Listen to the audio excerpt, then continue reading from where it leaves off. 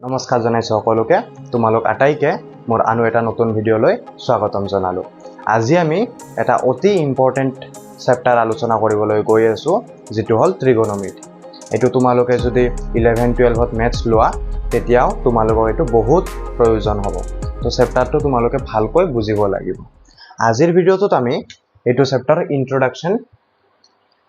video' এটা পঢ়িম ইন্ট্ৰোডাকচন তো আমি পঢ়িলো কেনুকা তাৰ মানে এটো চেপ্টাৰত আমি কি ফৰ্মুলা পঢ়িব লাগিব কি টপিক আমি আলোচনা কৰিব লাগিব মই হেখিনি আজি বুজাই দিম তোমালোকে চাবা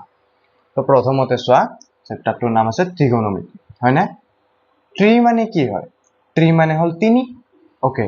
গণ মানে কি জানা গণ মানে হল বাহু ইয়া গ্ৰীক শব্দত মানে গণ বুলি কয় আৰু মেট্ৰি মানে কি মেট্ৰন মানে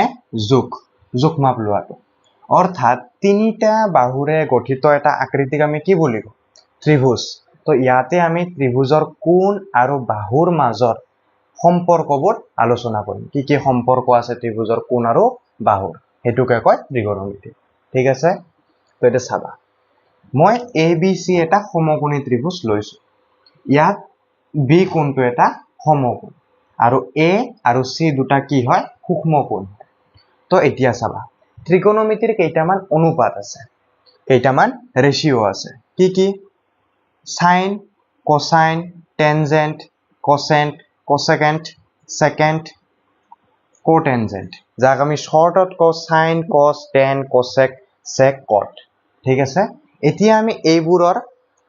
এইবোৰ হল কোণৰ লগত জড়িত তাৰ মানে এংগল এৰ সাইন ইয়াৰে লগত আমি বাহুৰনো কি সম্পৰ্ক আছে আমি হেতু চাম ঠিক আছে এটা চাবা প্ৰথমে কৈছে এংগল এৰ সাইন মই ইয়াতে তোমাৰ এংগল এ টুক লৈ ফেলে কৰি চাইছো তাৰ মানে এংগল এ টু যদি মই সূক্ষ্মকোণ বুলি লও ইয়াৰে বিপৰীত বাহু কোনটো হয় এইটো BC এংগল এৰ বিপৰীত বাহু যাক আমি লম্ব বুলিও ক'ব পাৰো বা P বুলি ক'ব পাৰো ঠিক আছে এটো মনত ৰাখিবা যে আমি শৰ্টত লম্ব বুলি কও নহলে P বুলি কও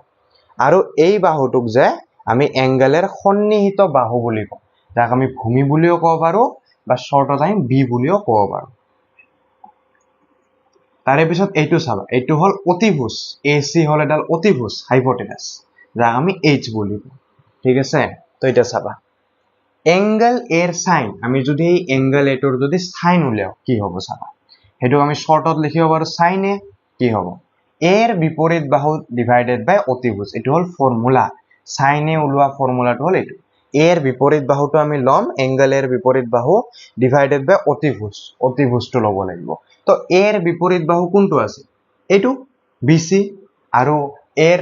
অতিভুজ কোনটো ইয়াৰে অতিভুজ তোমাৰ এইটো AC তো এটোক আমি এনেকে লিখিব পাৰো কি লিখি দিব পাৰো BC বাই AC এটোক মই সোৱাকে লিখিছো এৰ বিপৰীত বাহু মই লিখিছো শৰ্টত লম্ব বুলি অতিভুজটোক অতিভুজ লিখিব পাৰি বা কৰ্ণ বুলিও লিখিব পাৰি মই কৰ্ণ বুলি লিখি দিছো লম্বটোক আমি P বুলি লিখো কৰ্ণটোক আমি H বুলি লিখো ইয়াতে দিছোৱে লম্বটোক P বুলি লিখো কৰ্ণ বা অতিভুজটোক আমি H বুলি লিখো ঠিক আছে তো মানে সাইন A মানে কি লম্ব বাই কৰ্ণ বা P বাই H যাক আমি এটুক পালো এই চিত্ৰটোত পাইছো BC বাই AC নেক্সট চোৱা কোসাইনৰ ক্ষেত্ৰত এংগলেৰ যদি কোসাইন উলাব লাগে কি হয় ফৰ্মুলাটো মনত ৰাখিবা এৰ সন্নিহিত বাহু ডিভাইডেড বাই অতিভুজ এৰ সন্নিহিত বাহু কোনটো AB তো AB টো আহিব আৰু অতিভুজ এই চিত্ৰটোত কোনটো এইটো AC অতিভুজ কোনটো জানা এই B কোনটো সমকোণ ইয়াৰে যেটো অপোজিট সাইডত যেটো বাহু থাকে হেতুৰে নাম হল অতিভুজ তো এংগল বিৰ অপোজিট সাইডে কোনটো বাহু আছে AC তো এটো হল অতিভুজ নেক্সট এংগল এর টেনজেন্ট আমি লিখিছো শর্টত tan a এটোৰ ফৰ্মুলাটো কি এৰ বিপৰীত বাহু ডিভাইডেড বাই এৰ সন্নিহিত বাহু এৰ বিপৰীত বাহু কোনটো BC আৰু এর সন্নিহিত বাহু কোনটো AB তো লিখি দিয়া BC বাই AB এটো চিত্ৰ tan এর মানটো হল BC বাই AB এতিয়া চাবা কোসেকেন্ট আছে নহয় যাক আমি শর্টত লিখো কোসেকে এইটোৰ কাৰণে আমি কি কৰিব পাৰো জানা এই কেটা ফৰ্মুলা মনত ৰাখিবা sin থিটাৰ অপোজিট টু কি হয় কোসেক থিটা মানে থিটা ইয়াতে হল এটা এংগল যেনেকে ইয়াতে A এটা এংগল কৰি আমি এখিনি লিখিছো ইয়াতে থিটা এটা হল এংগল তো সাইনৰ উলুটাটো সদায় মনত ৰাখিবা কোসেক হয় তো আমি যেটো সাইনত পাইছো তাক যদি আমি উলটাই দিও আমি কি পাই যাম কোসেক পাই যাম এটো মনত ৰাখিবা সাইনৰ উলটা কোসেক আৰু কোসেকৰ উলটাটো হল সাইন নেক্সট কোসৰ উলটাটো সেক সেকৰ উলটাটো তোমাৰ কস টেনৰ উলটাটো তোমাৰ কট কটৰ উলটাটো তোমাৰ টেন এখিনি মনত ৰাখিবা তেতিয়া হলে কোসেক এটো কি হ'ব সাইনৰ উলটাটো সাইনত জি পাইছো এটো উলটাই দিয়া পাই যাবা কি আছে BC by AC তো তুমি লিখি দিয়া AC by BC এনেকে আমি কৰিব লাগে তো নেক্সট sec a আছে sec a তো কি হয়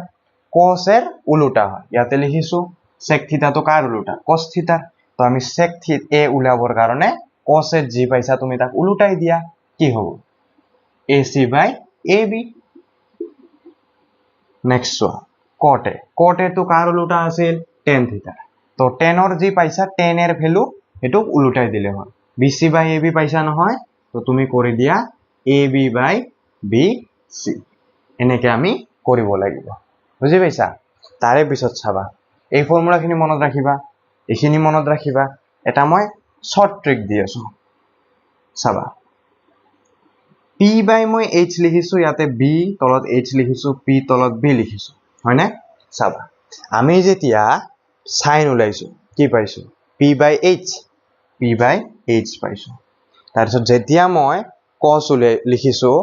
cos A উলিয়াইছো B by H পাইছো B by H আছে তাৰপিছত যেতিয়া মই tan লিখিছো তেতিয়া P by B পাইছো সো P by B তো এইটোক মনত ৰাখা এটা ট্ৰিক দিছো শুনিবলৈ যদিও বেয়া মানে মনত ৰাখিবলৈ ইজি হ'ব এটো মনত ৰাখিবা পাপা বিৰি পিয়েঙ্গে হা হা বেটা কি কলো পাপা বিৰি পিয়েঙ্গে হা হা বেটা এনেকে মনত ৰাখিলে ইজিলি মনত ৰাখিব পাৰিবা তো তোমাক যদি সাইন উলাব দিয়ে এটো আমি মনত ৰাখিম পাপা বিৰি পিয়েঙ্গে হা হা বেটা তো সাইন যেতিয়া উলিয়াবা এটা কি কৰিবা সাইন ধৰিলো কিবা এটা উলাব দিছো থিটা মই থিটা বুলি ললো থিটা মানে তো যি কোনো এংগল হ'ব পাৰে যেনেকৈ আমি এৰ কথা পাতিছো তো আমি সাইন এ লিখিছো যদি সিৰ কথা পাতিলো হয় সাইন সি লিখিলো তো এটো সাইন থিটা যদি উলাব লাগে কি হ'ব P by H যদি cos থিটা উলাব লাগে কি হ'ব B by H যদি tan থিটা উলাব লাগে কি হ'ব P by B ঠিক আছে আকৌ আমি যদি cosec থিটা যদি উলিয়াও তেতিয়া কি হয় cosec থিটা তো কিহৰ উল্টা আছিল sin থিটা যদি P by H হয় cosec থিটা কি হ'ব H by P ঠিক তেনেদৰে sec থিটা তো কি আছিল cos থিটাৰ উল্টা cos থিটা তো যদি B by H হয় sec থিটা কি হ'ব H by B tan theta তো যদি P by B হয় তেতিয়া হলে তোমাৰ cot থিটা তো কি হ'ব B by P তো এনেকে আমি ইজিলি মনত ৰাখিব পাৰো বুজি পাইছা তো এনেকে আমি কৰিব লাগিব ইয়া আমি আৰু কিছুমান ইম্পৰ্টেন্ট ফৰ্মুলা পঢ়িম আৰু এই তালিকাখন পঢ়িম চাবা tan থিটা ইকুৱেল sin থিটা বাই cos থিটা লিখিছো তো কেনেকে হল মই তোমালোকক দেখাই আছো sin থিটা মানে আমি কি জানো লম্ব বাই কৰ্ণ যেটোক আমি লিখিব পাৰো পারপেন্ডিকুলার বাই হাইপোটেনিয়াস তো cos থিটা আমি কি জানো B by H base by hypotenuse tan theta তো আমি কি পঢ়িছিলো tan থিটা তো পঢ়িছিলো P by B perpendicular by base এতিয়া মই তোমালোক প্ৰমাণ কৰি দেখাম চাবা tan থিটা মানে আমি কিমান পাইছো sin থিটা বাই cos থিটা বুলি মই কৈছো এটা হয় নে নহয় চাবা sin থিটা মানে কিমান পালা P by H লিখি দিয়া P by H cos থিটা মানে কিমান B by H H দুটাতে আছে তলত কাটাকাটি কৰিব পাৰি কৰিলে কি হ'ব P by B so P by B পাইছো অৰ্থাৎ আমি গম পাও tan থিটা ইকুৱেল sin থিটা বাই cos থিটা আকৌ cot থিটা তো কি লিখিছো সো cos থিটা বাই sin থিটা এটো চাবা tan এর উল্টা তো কি আছিল cot থিটা কৈছিলো tan থিটা ইকুৱেল 1 বাই cot থিটা অলপ আগতে শিকিলো তো যদি tan থিটা তো sin বাই cos থিটা হয় cot থিটা তো কি হ'ব ইয়াক উল্টাই দিয়া cos থিটা বাই sin থিটা এনেকে এই দুটা ফৰ্মুলা তোমালোকে মনত ৰাখিবা এতিয়া চাবা এই টেবুলখন মোস্ট ইম্পৰ্টেন্ট হা ইয়াতে মই এংগল এৰ কাৰণে লৈছো এই কাৰণে sin এ যদি এংগল সিৰ কারণে ললো হয় sin সি হলো যদি মই থিটা বুলি লিখিলো হয় তেতিয়া sin থিটা লিখিলো হয় হেতু কোনো কথা নাই যে sin এ cos এ থাকিলেহে আমি ইবিলাক কৰিব পাৰো ইয়াতে জাস্ট এটো এটা এজাম্পশন মই এংগল এৰ কাৰণে লৈছো সেই কাৰণে গুটেখিনিত মই এ লিখিছো যদি সিৰ কাৰণে ললো হয় সি লিখিলো হয় যদি মই থিটাৰ কারণে লিখিলো হয় গুটে কেটাত মই থিটা লিখি দিলো ঠিক আছে এটা চাবা sin এ কি হ'ব sin এ যেতিয়া এৰ মান 0 ডিগ্ৰী হয় অৰ্থাৎ sin 0 ডিগ্ৰীৰ ভ্যালু কিমান হয় মনত ৰাখিবা 0 হয় sin 30 ডিগ্ৰীৰ ভ্যালু কিমান হয় 1/2 এখিনি মনত ৰাখিব লাগিব তোমালোকে অলপ নেক্সট sin 45 ডিগ্ৰীৰ ভ্যালু কিমান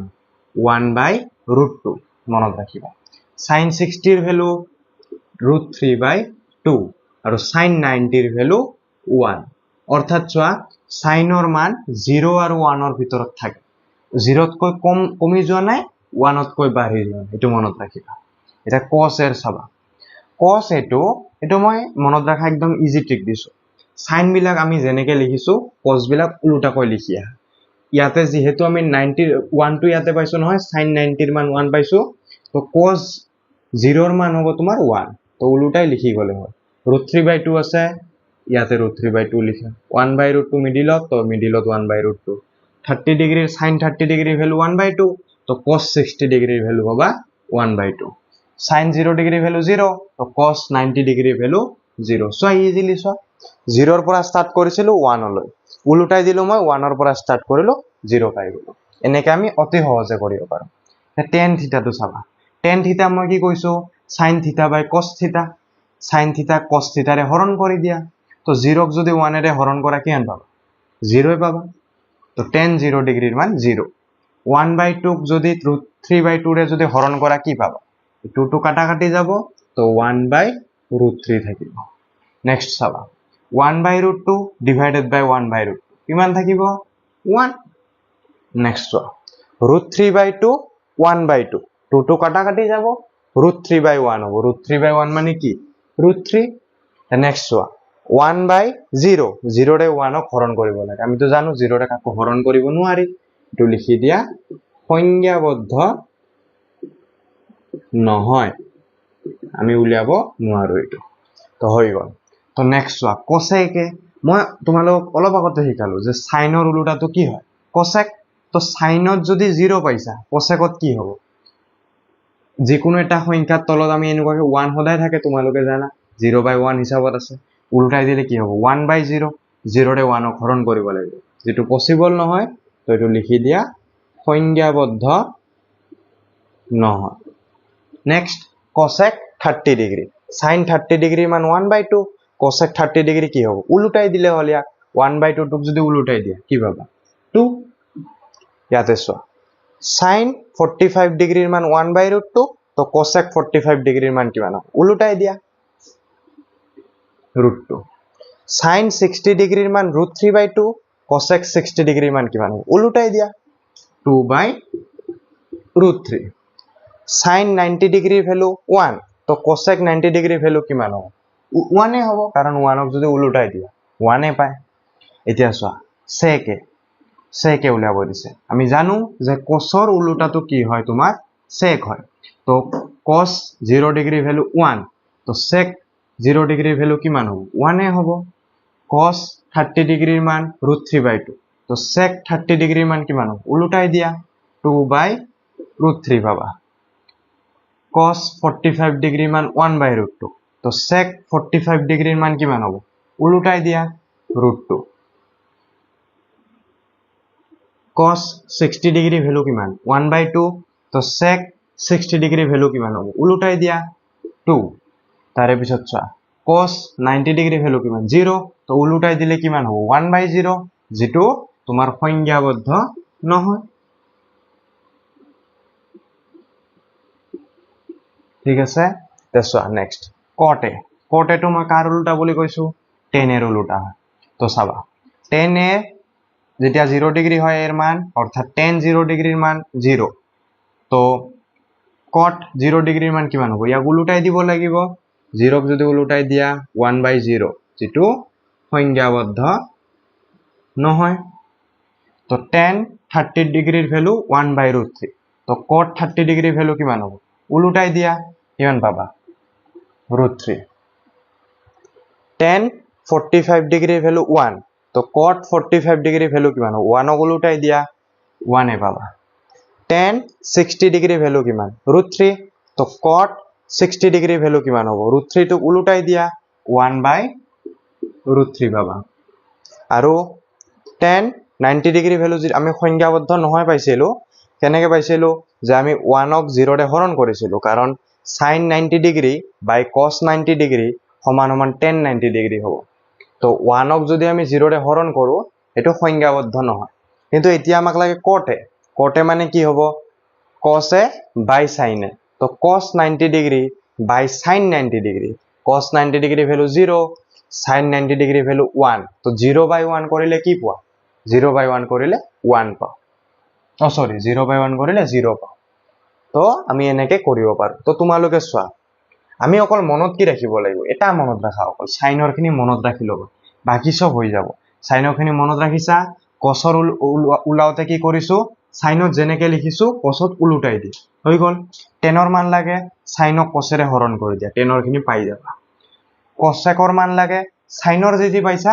উলুটাই দিয়া তেতিয়া আমি cosecৰ মান পাই যাম secৰ মান লাগে cosৰ মান খিনি পাইছা উলুটাই দিয়া বা cosecৰ মানখিনি যি পাইছিলা উলুটা কৈ লিখাছোন এইফালে আমি সোয়া ইয়াতে সংজ্ঞাবদ্ধ নহয় পাইছো এখিনিত পাইছো 1 আছে 1 2 আছে 2 এটো ইয়াতে দেখিছা তো এটো এনেকৈ কৰিব পাৰা যে cosec মানে হল sinৰ উলুটা তেনেকৈ পাৰিবা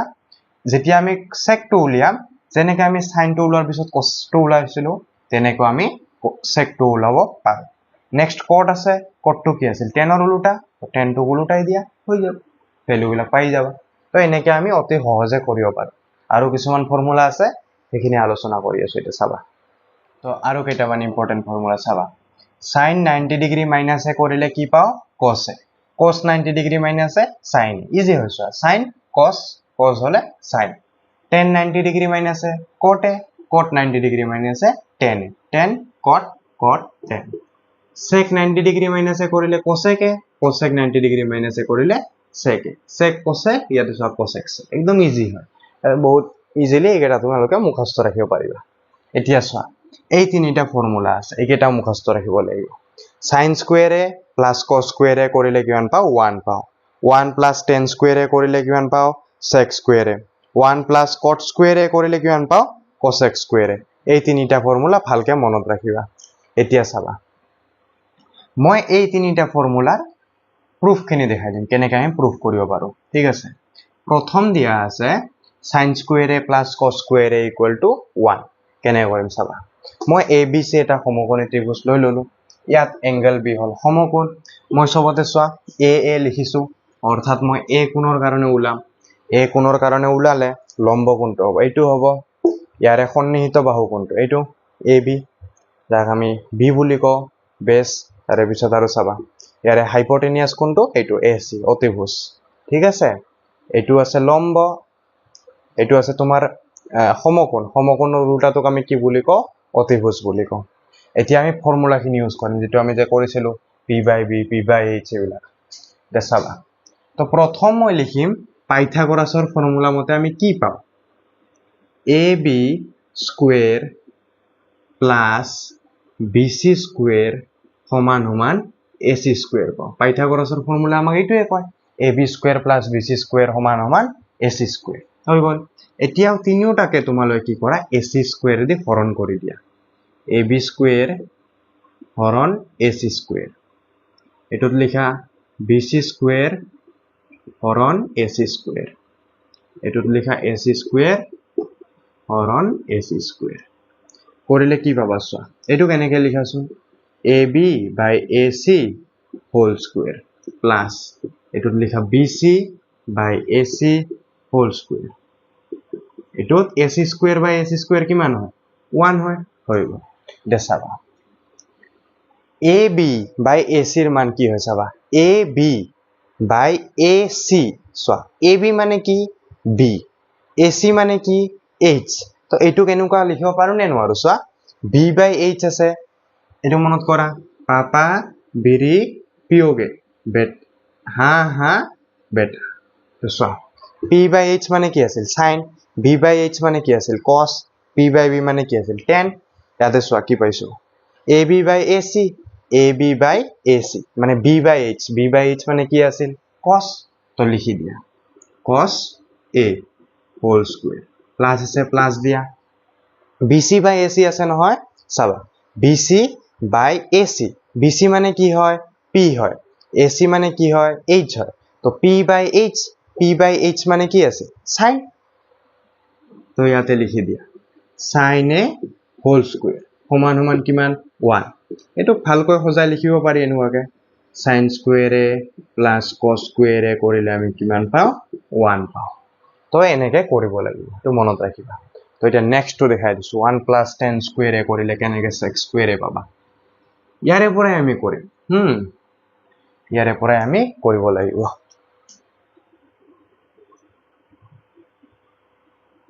1 plus tan square a equal sec square a কেনেকে পাবা চোৱা তিনিওটাকে ab whole square এৰে হৰণ কৰি দিয়া ab square array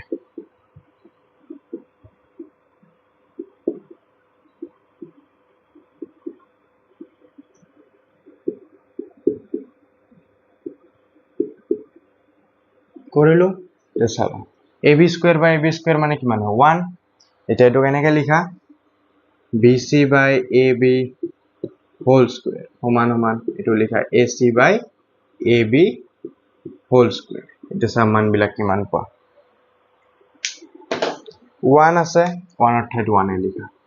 bc by ab মানে কিমান হয় চাবা bc by ab p by কি পালা b p by b মানে কি আছিল 10 তো লিখি দিয়া 1 plus tan square a সমান সমান কি হ'ব ac by ab মানে চোৱা ac by ab ac by ab মানে কি h by b দেখিছা b by h মানে কি আছে b by h মানে cos এ আছিল b by h মানে h by b মানে কি হ'ব cosৰ উল্টাটো কি আছিল sec তো sec হ'ব sec square a তো 1 plus tan square a মানে কি sec square a আমি এনেকে প্রুফ কৰিব পাৰো তে নেক্সট চাবা 1 plus cot square a equal cosec square a দিয়া আছে এটোৰ কাৰণে কি কৰিম আমি তিনিওটাকে bc square এ দি হৰণ কৰি দিম ab square by bc square by bc square equal ac square by bc square কৰিলো তে চাবা কিমান কিমান পোৱা ab by bc whole square bc by bc square by bc square কিমান হয় 1 হয় ইয়াতে লিখা ac by bc whole square তে চাবা ab by bc whole square কিমান হয় ab by bc whole square অৰ্থাৎ b by p মানে কি আছে ab by bc উলাব লাগিলে b by p লাগিব b by